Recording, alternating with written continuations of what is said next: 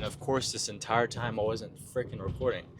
As I was saying, I was talking about beef. So with beef, I get regeneratively raised, grass-fed, grass-finished 100%. That's really the best, highest in quality you're gonna get is 100% grass-fed, grass-finished, regeneratively raised. And the regeneratively raised is a really important part because that pretty much means the cows are they're raised to where it's actually more beneficial for the environment. So they actually they switch kind of areas in the farm. Now I don't know about it really well, but they pretty much rotate where they, I guess, haze is that haze is the right word maybe. So that's the beef I get. I had some ground venison today, pretty good, but I'll probably stick with the ground beef. Now probably would want to ground my own beef with some chuck, and then probably add some liver and some heart in there. Would really make it nutritional. But really important thing here is making sure that, what was I gonna say? Or I get my meat from White Oak Pastures.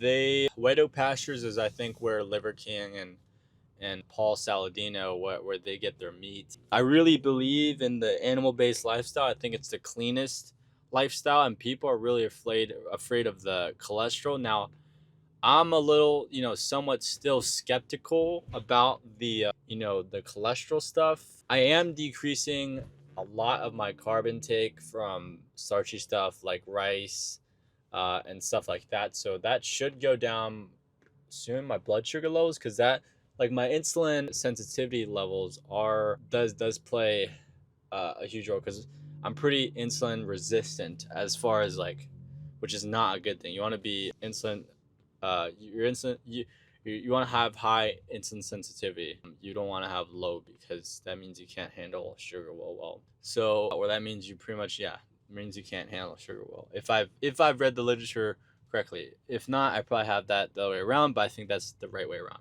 But yeah, so that's the hope here, is just to eliminate my carb intake, because before I was probably having around, easily 300 grams of protein, or not protein, carbohydrates every day. And then probably like 50 grams of sugar. So that's why probably my blood sugar levels were so high. Now, as far as my cholesterol levels, I think that my LDL is at 110. My HDL is at 66.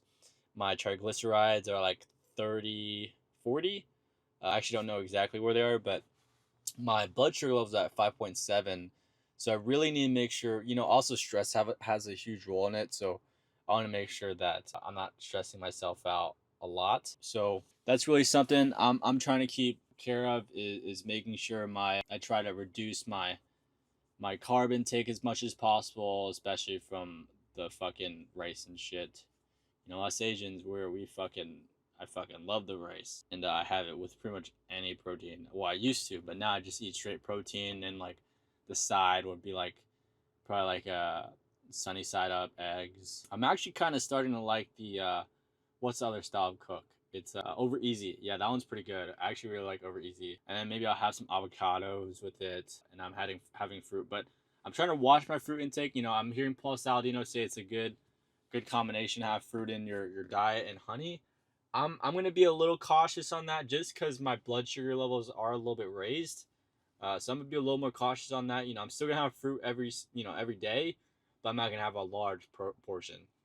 So I'll see you guys later. All right, so I don't know if it's actually going to capture on my camera, so I'm just going to play it safe by doing my phone. It's still not working. I'm just going to ask my assistant to fix it tomorrow. Okay, let's head back. Not a terrible workout, probably about 45-minute workout. I didn't have any pre-workout today, mind you. And I ate right after, I ate, then I went to go work out right after, which I don't know if it's the best. You probably should wait a little bit before you do go and work out. Also, with lunch too, same thing, is you want to make sure that you probably walk outside in the sun at least.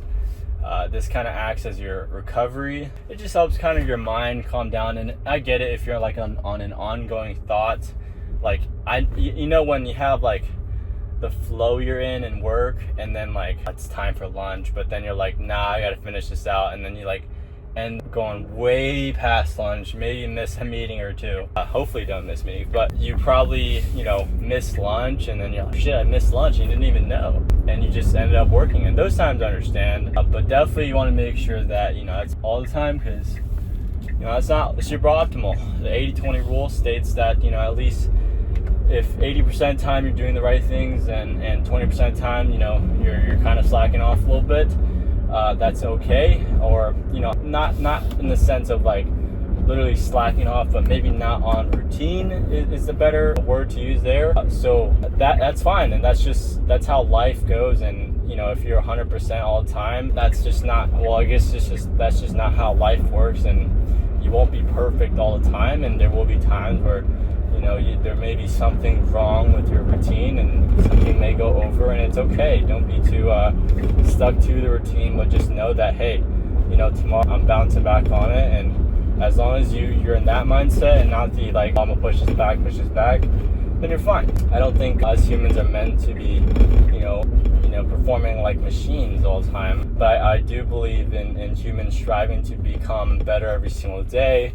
I do believe that's not harmful for the population. I do believe that, that is something that would be beneficial for the population instead of procrastinating and putting things behind. And but there is probably a caveat to this, which is where lazy, Patrick Bet David said this on a podcast once, and he was like, who the most dangerous people are in this world? It's lazy, ambitious people. Now, it took me a couple to actually dissect what he meant by lazy and ambitious people, because when you first hear about it face value, you're kind of like, that is kind of like a paradox, because lazy would mean that you don't take action, and then ambitious is like where you do take action. So what he really means by this is that, like, the lazy, ambitious people find the easiest way to success, or to what they want in their head of success, which is the lazy way to do it, which is just how the nature of their thought patterns are. It's like they want to find the easiest route there, because why would they find the more complex route? Because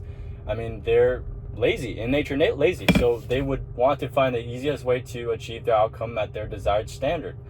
And then when you mix in with the ambitious part, then you're like, shit, now you got someone that wants to figure out the easiest way to do it, also being someone who's driven to find that solution. So that's what he's talking about, and Patrick's talking about. So that's not to say you actually should become this person, but maybe actually, like, that is, I guess, one of the traits of the highly successful people is not so much lazy. I don't know if that's the best word to use, but maybe more so like, I guess really lazy would be the best word, but it really is more so someone who doesn't overcomplicate stuff. There's this one quote that says, "Don't make me think," or simplicity on its own is a form of sophistication, which is so interesting, because you would think, oh, this is so simple, this is like so easy, that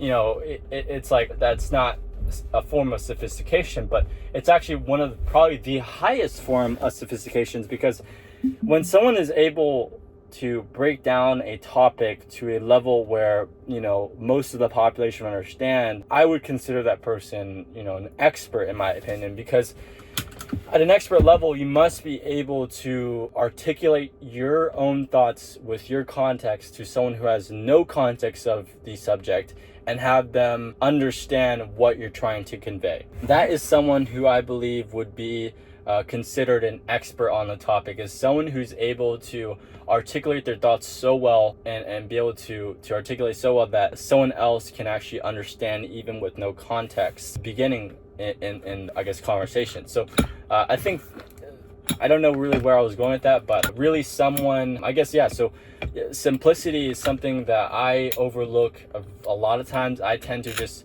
overcomplicate stuff and overlook stuff. Sometimes it plays in my advantage, but a lot of times it really doesn't. Sometimes I hit it big by overcomplicating stuff and going down rabbit holes, but most of the time it's better just to stay simplistic, and it's better just to take the easy route. Well, not in the sense of like, in the grand scheme of things, obviously, because none of this shit was for the faint of heart. If I said earlier in this video, like, I was having, I was almost having a fucking breakdown because, shit was stressful. Not like literally fucking, actually breaking down, but like, it's just a lot of shit. And, I just needed a little snooze. But get back at it tomorrow. And, I'm starting to think about it today, and I'm recouping everything. And don't confuse this for weakness, because this is something that, it takes a lot to be in. I'm not trying to, toot my own horn, but it's a lot of stuff. And when so many people are relying on you and so many things happening, you have to remain strong, because I have a team to represent, I have a community to represent, I have so many things to represent, and I can't be weak in those scenarios. Like, be strong when you're weak, and be weak when you're strong is how it's said. And people say, that form of vulnerability is nice. However, I just this is my vulnerability, is me sharing pretty much everything that goes on in my day-to-day life. This is literally my diary. You guys are literally just listening to my diary. Like, if I ever had a journal or a diary, this is what it'd be. And this is it. Like, this is it. I don't want to say I don't have time to journal, but I find this to be a lot better. It's documented, and I get to see myself grow, and I'm able to actually put emotion in my words, and you can't put emotion in writing. Some people can, but I can't. I'm never a good writer. I just write to take notes, but I don't write to write. But yeah, so other than that, like, if you're on your entrepreneurship journey, I do really wish that I did document my journey much more, like did one of these, did these episodes when I first started entrepreneurship. Now, it's a crazy ask, but if you're just starting out right now, your future self, when you're all rich and successful, you will thank yourself for doing this. I promise you. So do it.